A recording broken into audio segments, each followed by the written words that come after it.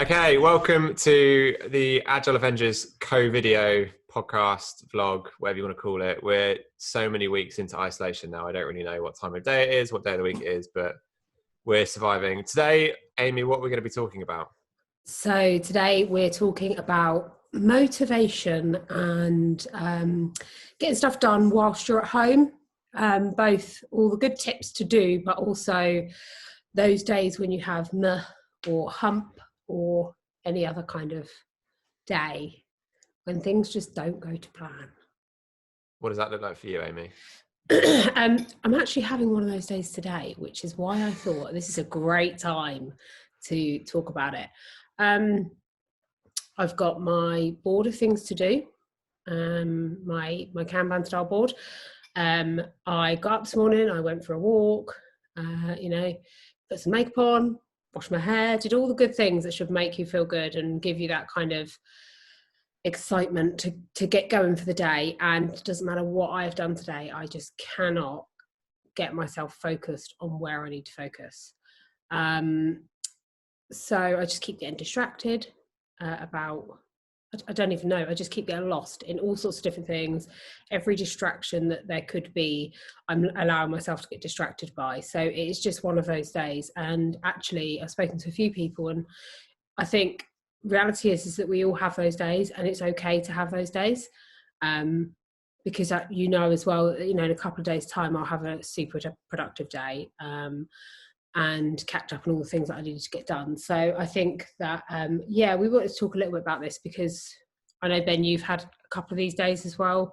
We speak about it on Agile Avengers stand-up calls. Most mornings we just ask how people are feeling, and that's where we'll hear from each other and say, how we're feeling, what we're doing, and that's when we go, today is one of those days for us. So that is me today. What do you think is the difference between these days when we're in isolation versus in the office? Like, do you get the same kind of meh days in the office, or is it something that's just happened since lockdown? No, I think you do get them in the office, but I find for me the difference is when I feel like this, I will go for a walk with somebody or go and join an interactive session with a group of people that maybe I don't work with day to day, or you're there surrounded by your team. So quite quickly your spirits are lifted. So I think that although you had them in the office, it was easier to get out of that space. Whereas I'm finding now it's obviously a lot harder because you're not surrounded, and having banter over a video call is not the same as doing it in the office. It's great, but it's just not the same. Yeah. What are you doing to try and get yourself out of that rut? Or is there anything that you're doing when you recognize that you're having one of those days?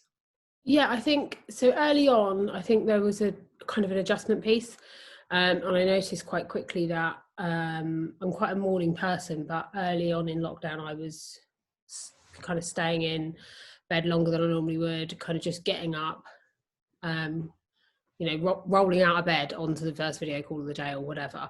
And actually that massively impacted me. So I kind of got myself into a routine, have a shower in the morning, get dressed as you normally would, tried to stick to some level of routine. I think I suffered because, so I'm shielding as well, which initially meant for me, don't leave the house at all other than back garden. And I'm an outdoors person. I love going out, walking, fresh air. So for me, that had a big impact. So now I've just found ways to still do what I need for me personally that works around that. So I think getting a level of routine has massively helped. Despite that, I still have the days like I am today. And I think that we just need to say to, each other, to our teams, to ourselves, that that's okay. It's okay to have these days sometimes. And we shouldn't be beating ourselves up over how we feel, because no one's ever been in this situation before. So it's okay. It's okay to be like this sometimes. Yeah. How about you? Tell us about your days. I think, again, so for anyone that's watching, we are Scrum Masters if you don't know what a Scrum Master is, I'm kind of surprised that you're watching this video, but our role is very much around coaching and empowering and guiding teams. So it's a very people-focused role. So I think doing this role remotely is tough. And actually, like when you're in the office with people, you can naturally, like you said, Amy, you can, if you're having a bit of a dull moment, you can go and chat to someone, you can go for a stroll, you can even like go outside and get coffee, whatever. When you're at home, you just don't have that. It's like you and you. So if you're having a dull hour, a dull day, like you've only got yourself and you're the one that's having a dull day. So what are you supposed to do? Like go and chat yourself in the mirror? It's not going to work. So I'm a big believer in changing your physical state if you want to change your mental state. And it sounds very Tony Robbins because it is from Tony Robbins, but I find it so true. Like if I'm having a really crap day and I'm lacking energy, if I go out and go and do a bit of a workout, like ordinarily you go to the gym or whatever, but when we're in isolation, you know, go and do some training in the garden, go for a run, go for a walk, like whatever. I find that physical change of state of getting my heart rate up, going, getting some fresh air, getting moving, it changes my mental state. And I normally come back from a workout or some exercise feeling much better and then much ready to find my kind of my flow with the task. The other thing for me, which I've noticed is, and again, I think this is true normally, but I think being in the office gives you some more routine. But I'm definitely more productive at certain points in the day. So for me, like between 6 a.m. and like 10 a.m., I'm super productive. I find it really easy between those hours to like concentrate on like knocking tasks off a list and being quite methodical. And then once I get into like the afternoon, I find I struggle with that. I'm much better in like, you know, meetings or conversations or those kind of types of tasks. And then I think I kind of dip into the evening. So I'm not really that good late in the evenings. And so I think to be able to recognize your times of day and what works for you when you're in isolation is way more important than ever before. Because like I said earlier, when you're in the office, you've got a natural routine with your commute and being in the office and meetings and so that forces you into a level of productivity in those hours. But when you're just in your own house all day, every day, you've got to almost determine your own hours based on what works for you when you're productive. And yeah, I think it's okay to just go, do you know what? Like I'm absolutely pants between 2 and 5 in the afternoon. So if I need to do a really hard concentration type task, you know, whatever it is, I need to do that in the morning, and I need to shuffle my diary so that I have my catch ups or my, you know, my people centric tasks, conversations and stuff in the afternoon, so I can maybe go for a walk at the same time. And yeah, and that's okay. And if you're a Scrum Master, I think it's really important that you encourage this kind of discussion and reflection with the team, because if you live with someone else and you're in lockdown with another human being, you're lucky. There are people that aren't in isolation with anyone at all. They're maybe in a flat by themselves. And so they're really going to be, it's just them and them, good days, bad days, and everything in between. And we need to be okay to chat about that. And if, as a servant leader, if you can't be honest and talk about it from your perspective, then no one else is going to. So I think that's really key. Yeah, 100%. And I think that's about, like you say, sometimes in these situations, you have to be the first one to speak up and say it. And you'll probably find that then people will come forward and say the same. Yeah, totally. You know, people don't always feel confident saying something that seems a little bit against what they should be saying or feeling or doing. So sometimes you need to be the one that's brave enough to go, actually, do you know what, this is the reality of it, this is how I'm feeling. And you'll probably find other people start to speak up too then. I know, Amy, we said this one was going to be a bit of a quick discussion. Yes. What would you say would be your top tips or your top bits of advice for other Scrum Masters or Agile teams or anyone who's working in isolation at the moment, managing their own motivation, managing their own well-being? So something that I think has massively helped us as a Scrum Master group, we know, like you say, Ben, our role is very much people focused, and we've lost a huge amount of the physical kind of day-to-day being with people. So creating something that we've started doing is creating these challenges within the team. They're a bit of fun, but actually for me, even though I'm not taking part, I'm almost setting the challenges. It gives something a little bit different. Why don't you tell everyone what those challenges have been? Okay, so challenge number 1 was a steps challenge. So it was to see who could do the most steps in the day. And every time we'd started to do one a week. That winner of the day for whatever the challenge is or week, I send them lunch the following week. So I get some sort of food delivered for a lunch one day. So last week we had, it was one challenge, but there was 3 elements to it. So we had the plank challenge to see how long you could hold a plank, the wall sit challenge to see how long you could hold a wall sit, and then we had the t-shirt challenge. So for those of you who haven't seen it, you have to effectively do a handstand against a wall and then put a t-shirt on whilst you're upside down. So they were the 3 challenges, and then I made some point system up. This has now evolved into a lockdown leaderboard where each week there's going to be a different challenge, and come the end of lockdown we will have an overall winner who's won the most challenges or done the best throughout. So this week we're doing learning British Sign Language, so it's Deaf Awareness Week, so we've now set challenges to everyone to learn some sign language, and again points will go out to those who do well. So yeah, I think that's something that people can do kind of throughout the day, so it's not, you know, reliant on someone being available at any given time. You know, we'll set the challenge in the morning and then they've got all day to do it, so it kind of gets everyone involved in a different way. It's a little bit of fun, definitely seeing some good banter across our WhatsApp chat off the back of it, and it just gives people something to kind of pick them up a little bit. And we're doing that predominantly on Thursdays. Started it on a Thursday.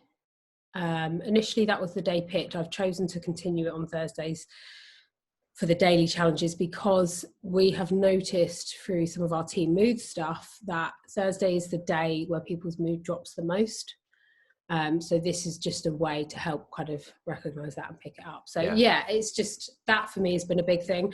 All of the stuff you see that everyone writes, you know, have a routine, go on video chat instead of voice calls, walk around where you can when you're on calls, that sort of thing. All of that stuff helps. But actually, I think the non-work related stuff makes a huge difference and can be completely underestimated. Yeah, agreed. And it sounds like that's something as well that will keep the team together. So it's not even just about you and yourself, it's about you and the team, keeping you up, chatting. And the Scrum Masters at Vodafone are a particularly competitive bunch, so that adds to the flavour. It does. It is funny. It is definitely very funny. Lots of topless colleagues on the WhatsApp chat trying to do handstands upside down. I'm just going to put it out there. That is not the reason that I chose that challenge. Like somebody's already told me.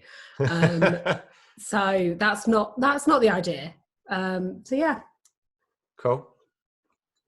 Tell us about your top one thing, if you've got one.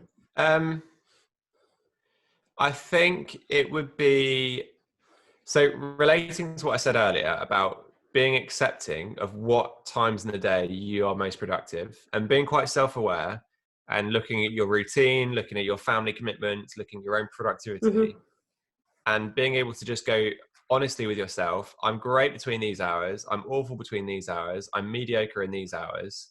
And then going, okay, how can I structure my day around those hours? And obviously then giving myself plenty of break, family time. And then being able to be transparent with your team and the people you're working with, because fantastic if you've been able to recognize what your productivity throughout the day looks like, but it's useless if no one in your team or no one that you works with knows that, because they're going to be really confused as to why, you know, you're hammering out work at 7 a.m, but then you go AWOL at 3 p.m. So actually being able to communicate that is handy, but then also being able to encourage others to do the same.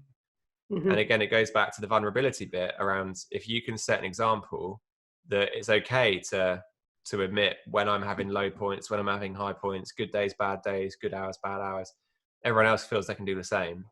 So firstly, they can understand what your day looks like, and when you're going to be effective, when it's going to be best to book a session or a call in or a meeting with you.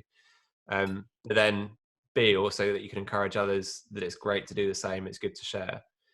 We've seen a quick example. A couple of the guys that are in one of the squads I work with, they've got childcare commitments, and they've been fantastic at saying, I'm going to be online and I'm going to be available between 7 in the morning and 1 in the afternoon, and then from 2 onwards, don't try and get hold of me because I'm going to be with the kids and looking after the kids.